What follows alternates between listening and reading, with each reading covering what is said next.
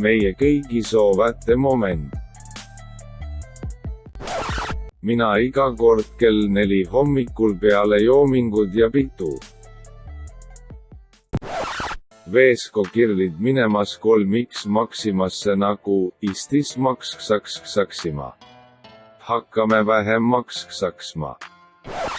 Lähen vaatan enda kodulinna üle, kui ma peaks nägema EPTsi Viljandi Selveri ees poosetamas, siis annan teata.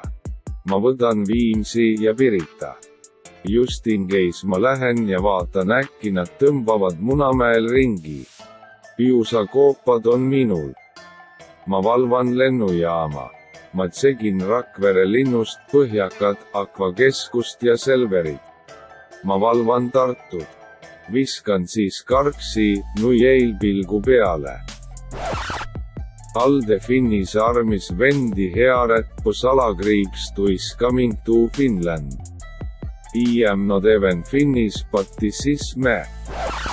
I just wanna say big screv you boss, I downloaded this stupid TikTok app because of you and now I'm addicted. A petition for bus to be warm in Tallinn Song Festival grounds. Vaid aasid Luug Lige his waiting for his dealer to arrive with that many bands but today's late. Felt cute, might delete later. So this happened on Estonian National Television tonight October. Mis on EPTsil ja eestlastel ühist, mõlemad ei taha Eestis olla. I don't even stand but it is my civil duty as an Estonian to get them to Estonia cause our economy is failing and the government is shitty but I feel like they give us boost juugnev. Ah yes, 3 centers.